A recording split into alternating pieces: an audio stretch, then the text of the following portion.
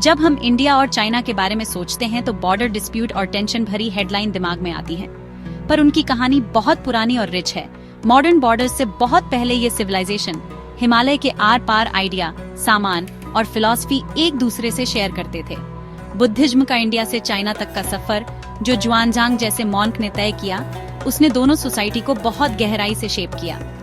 Silk road सिर्फ trade से बढ़कर था, ये आर्ट, सोच और क्यूरियोसिटी के लिए एक चैनल था। पुराने रिश्ते फ्लूइड थे, आज की कठोर बॉर्डर्स से बंधे नहीं थे।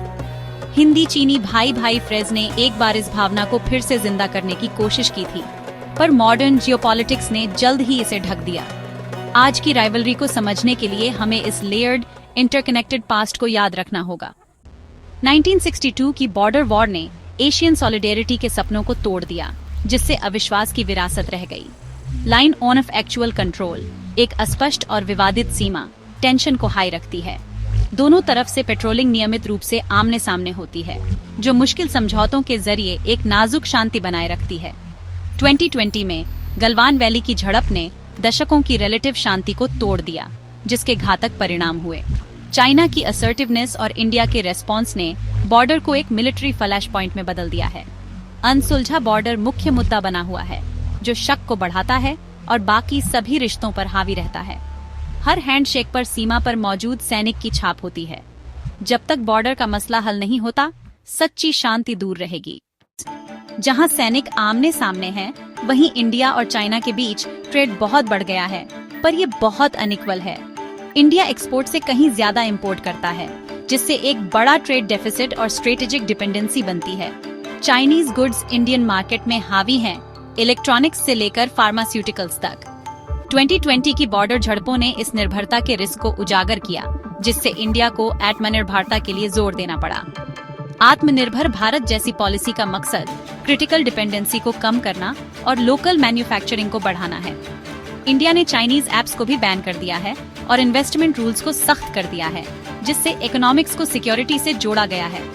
डिकपलिंग रियलिस्टिक नहीं है, पर रिबैलेंसिंग अब एक प्रायोरिटी है। इकोनॉमिक रिलेशनशिप एक ब्रिज और एक बैटल ग्राउंड दोनों है। ग्लोबल स्टेज पर इंडिया और चाइना पार्टनर और राइवल दोनों हैं। ब्रिक्स और SCO जैसे फोरम में वे डेवलपमेंट और सिक्योरिटी पर सहयोग करते हैं, पर राइवलरी अंदर ही अंदर सुलगती रहती है। चाइना इन प्लेटफॉर्म्स का इस्तेमाल अपना इन्फ्लुएंस बढ़ाने के लिए करता है, जबकि इंडिया अपने हितों की रक्षा के लिए पलटवार करता है।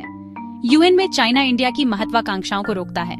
काउंटर टेररिज्म से लेकर एक परमानेंट सिक्योरिटी काउंसिल सीट तक डिप्लोमेटिक एंगेजमेंट एक पतली रस्सी पर चलने जैसा है। ग्लोबल इश्यूज पर सहयोग, लीडरशिप के लिए कंपटीशन, हर जॉइंट स्टेटमेंट इन्फ्लुएंस के लिए एक गहरी प्रतियोगिता को छुपाता है।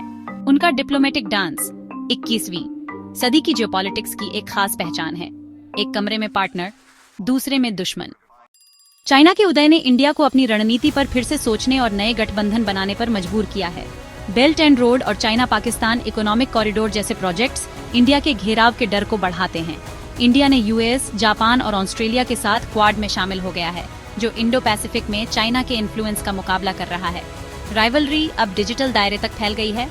इंडिया द्वारा चाइनीज ऐप्स पर बैन इस प्रतियोगिता में एक नया मोर्चा है।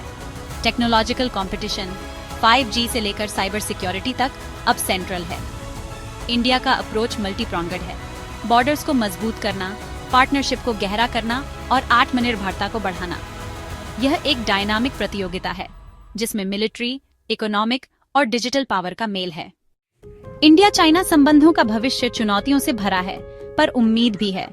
अनसुलझा बॉर्डर और गहरे अविश्वास से टेंशन हाई रहती है। आर्थिक असंतुलन और इन्फ्लुएंस के लिए कंपटीशन आगे और तनाव बढ़ाते हैं। नए battlefield, cyber, information, technology rivalry को और जटिल बनाते हैं। फिर भी दोनों देशों को डेवलपमेंट के लिए स्टेबिलिटी चाहिए। बड़ा संघर्ष अरबों लोगों के लिए विनाशकारी होगा। इश्यूज को अलग अलग करना और बातचीत को खुला रखना जरूरी है। आगे का रास्ता ताकत, बुद्धिमत्ता और व्यावहारिकता की मांग करता है। इंडिया और चाइना राइवल और पड़ोसी बनने के लिए बने हैं, जो भूगोल और एक साझा भविष्य से बंधे हैं।